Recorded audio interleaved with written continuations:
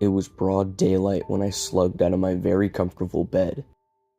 I had no school that day, as it was an in-service day, and personally I wake up pretty early, meaning I had the whole house to myself. Well, that is until my mom would eventually wake up. That morning, I planned to follow my routine I have for off days from school. That is, of course, playing video games the second I wake up. I fumbled out of my bed and edged closer to my flat-screen TV, switching on my Xbox 360 in the process. What to play? I thought while my electronics were still loading. It wasn't until I reached the home screen when I was noted that one of my games, Plants vs. Zombies Garden Warfare, was required to need an update. I was a bit surprised, as when this happened, Garden Warfare hadn't received an update in what felt like a century. Hoping for something good, I agreed to allow the game to begin the update process.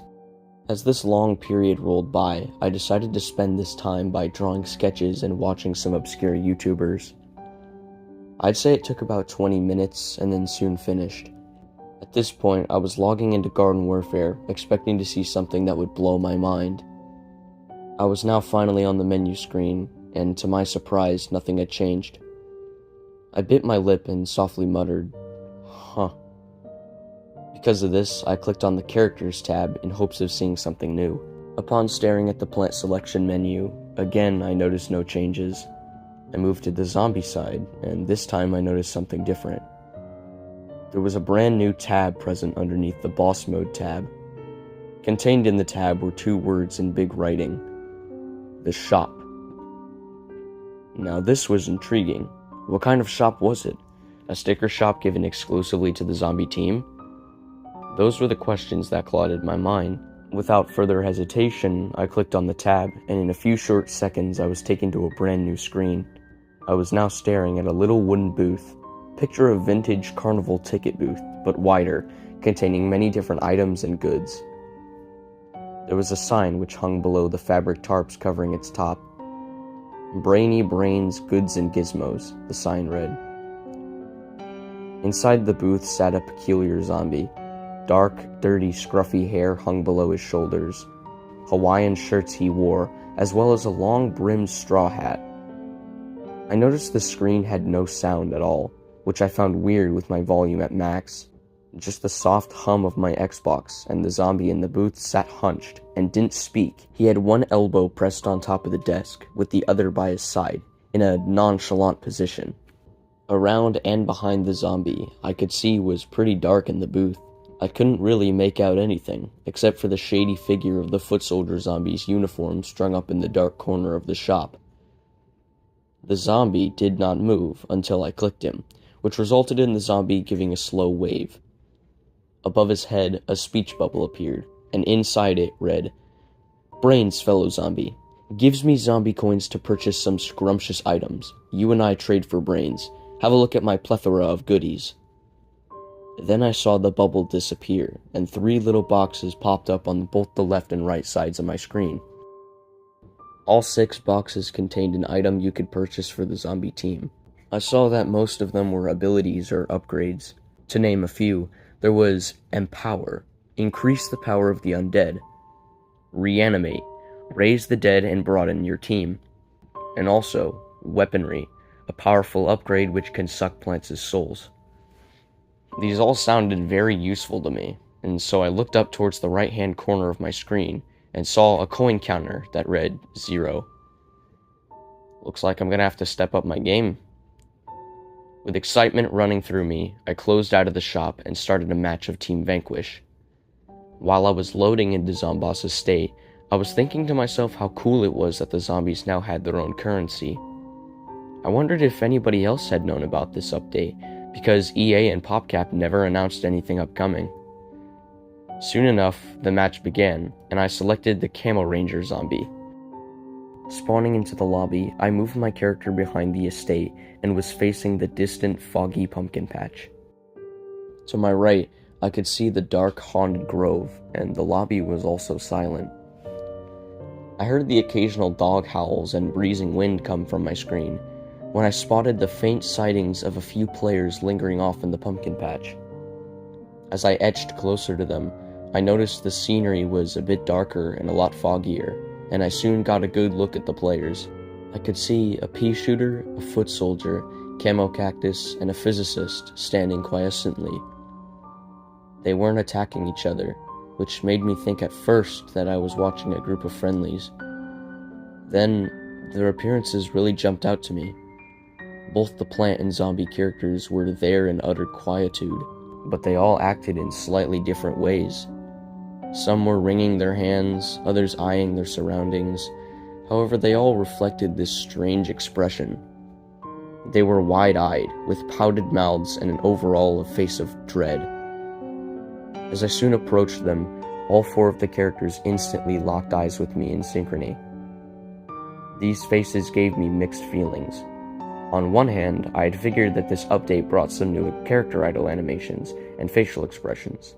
To me, it made sense why they looked this way, and that was because war is hell, after all. They would obviously look worried. On the other hand, these characters felt kinda odd and out of place. I approached the foot soldier to get a look at his gamertag. I saw that it simply read, Foot Soldier. Examining the others' names made me realize the characters were just named after whatever class or variant they were. Confused, I opened the leaderboards to see that this full lobby was filled with these types of players. Bots? I could have sworn I clicked on a multiplayer match. Did they add a feature in which the game spawns AI characters to supplement for the lack of real ones? I was trying to tie things together. I continued on, with these characters still watching me with their wide-eyed, fearful faces. I walked up to the pea shooter and then unloaded my clip into him. The first few bullets struck him in the head, and my controller vibrated with the loud noise of the ammunition coming from my screen. The pea shooter did not make noise, but instead his eyes rolled back into his head slowly, revealing his now bloodshot sclera. Upon being killed, he still stood standing for a few seconds, before ever so slowly he collapsed onto the floor. My screen gave off a loud crunch once he impacted the floor, like the sound of flesh and bone being grinded and snapped into pieces. The pea shooter collapsed in a way that was pretty similar to how a real person falls after being struck in the head by a bullet. Also, it looked as if the pea shooter's mouth was stretched and broken, because it came flailing around when he fell. After 30 seconds of processing what the death animation was like, I noticed the pea shooter was now on the ground and hadn't budged in ages. His corpse didn't disappear like they normally do. All was quiet in my room again. Even with his tiny pupils returned and a broken jaw, the dead pea shooter left a shell with a face indicating that his soul was no longer with him. My first reaction to this was obvious. I wasn't terrified, but was left speechless and awkward. I first thought it was a new death animation, but soon discarded the idea for obvious reasons. I didn't know whether to feel frightened or astonished, but it definitely made me uneasy. Even with this haunting occurrence, I continued out of curiosity. My camo ranger sauntered around the map and encountered more characters. I stumbled upon the rest of the plants, mostly hiding in shrouded areas around the estate. No matter what class, they one by one dropped dead the same way the pea shooter did. They all, again, had the same expression and worrisome posture as the previous 4 I saw. 1 dead, 2 dead, 3 dead, and so on. I just grew more confused with their behavior each kill that I got. As this continued, it felt like the lobby was decreasing as I soon found myself aimlessly roaming the estate's grounds. The only characters I came across were part of my team, but they weren't moving. It seemed like every time I passed by one, they would always be staring at me no matter what. I soon switched over to the plants team. I figured my performance on the zombie side was enough to earn me some coins to buy at least 1 item from the shop. Besides, this way I'd actually have things to kill. I killed as many zombies as I could find, but these ones died even stranger. These guys collapsed instantly upon being shot, with their heads violently jerking backwards to the point where I thought they cracked their neck. A shrill crunch filled the white noise in my room. However, these zombies still, when shot, their eyes rolled back into their head, and they tumbled backwards with no sense of control. If you were there to see the zombies' faces after they died, you'd be watching a lifeless shell staring right back at you. The soil below was littered with plant and zombie corpses, and even after death, their faces seemed to always face me. In my head, I rambled on about how these death animations seemed a little creepy for a Plants vs. Zombies game, yet I still continued on, because I was too into this to back out now. This was unnerving, but not terrifying.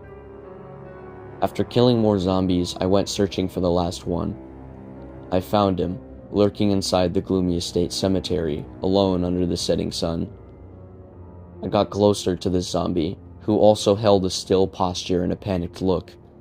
Like with the others, one shot ended him.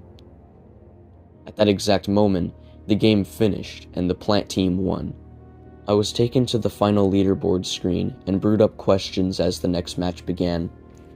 When it did, I was given the same map, which doesn't normally happen on Team Vanquish. Switching to zombies, I opened up the shop with my new coin count, which was pretty high. The shop owner was in the same slouched position, but he did not say anything. My room was filled with white noise. He did not move or blink, and all around him inside the shop, it appeared to be darker, like the sun just set where he was at. I could no longer identify anything behind him. Not thinking about it, I browsed through his items. I wanted to find one that would benefit me this round. I saw one ability that grants you more coins after each kill, and one that strengthens the power of the zombies. One caught my eye, and it was an ability titled Resurrection, with a description that simply read, "Come back to life." I was torn on the ability, but ended up purchasing it. It took 10,000 zombie coins to buy it. I looked back towards the keeper, and noticed that he was readjusting his position ever so slowly. Frame by frame, the keeper went from a slouched, chill posture to a straight businessman-like posture, with his clasped hands sat on the table. His face was more in view now that he sat straight up, but his pupils, I could see, were smaller. His smile grew larger, and his brows were positioned downwards, so overall, he looked crazy. The keeper then spoke in a bubble, and said, "Interesting choice. It's great for making new friends." I had no idea what he meant by this, as well as his behavior. This guy creeped me out a little. Whatever the case, I backed out of the shop and entered the match as my camo ranger. I figured this ability could be useful. I spawned into the estate's cemetery and instantly spotted a tiny symbol to the right of my ability tabs. It showed a black, angry human skull, and there was a big red heart behind it. It had a meter which slowly filled up, and inside it was text that said, Resurrection, the ability name.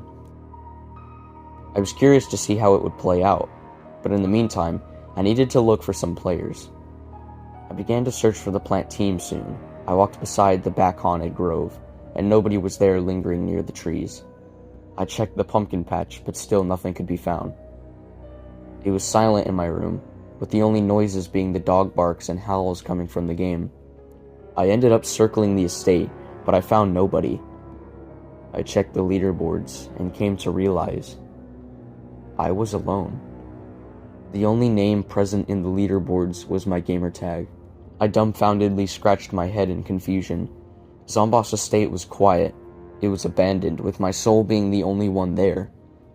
My camo ranger was now behind the estate again. It was at this point that I noticed my meter had filled up. I was confused, wondering what would happen if I pressed it even with nobody present in the lobby. I pressed the ability with the needed button, and instantly the ability icon disappeared. I waited in silence for anything, but didn't really expect something. Suddenly, just before I was going to back out, I heard a noise in-game. I paused and turned my character in the direction of where I thought I heard it, which was in the pumpkin patch. I then heard another sound. This time it sounded like a scratchy, deep yelp coming from the pumpkin patch. Soon I could hear these types of sounds getting louder and closer. I heard groans in the distance. My character stood inert as I listened intently to the yelps and groans increasing.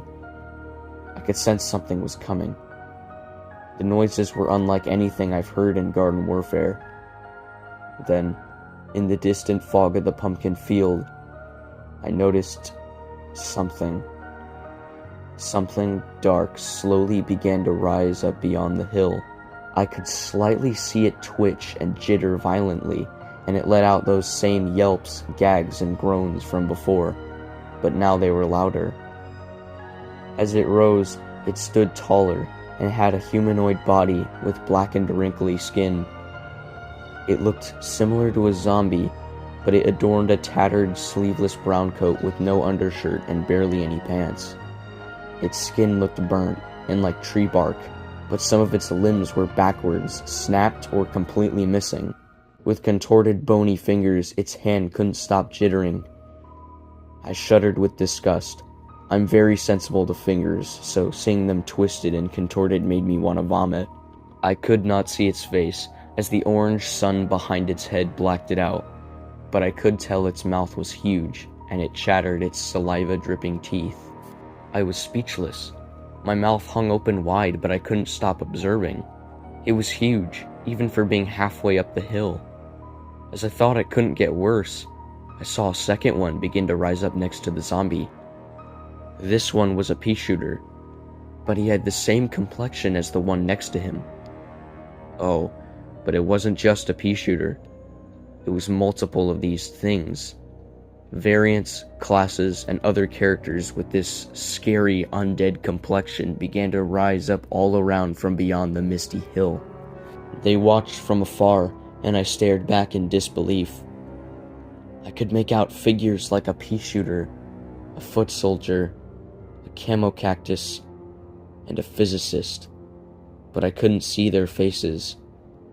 They all had gaping mouths, but the rest of their heads were blacked out. I could see them off in the fog, just observing me with their jittery bodies. As I examined them, I could see the creatures growing larger and larger, with the groans and snaps also growing louder. Their shapes got bigger and bigger, and that was when I realized they were approaching me. The creatures began with a slow shuffle, but it soon evolved into something much worse. My Camel Ranger and I froze as we watched the evolution of the creatures in synchrony go from a shuffle to a full sprint. The yelps and groans turned to scratchy screeches as they ran, their limbs flailed behind them. They toppled over each other, causing my screen to exert many crunches and snaps of their bones. I took my eyes off them for a second to look at my Camel Ranger. He was looking behind his back, directly at me, with haunted eyes. I looked back towards the creatures. They were closer than ever before, just a few feet away from my Camel Ranger. My mind clicked instantly, and before the creatures got any closer, I hit the respawn button. There, I sat in complete silence, trying to process everything that had just unfolded. My mind raced, but I actually chose to re-enter the shop.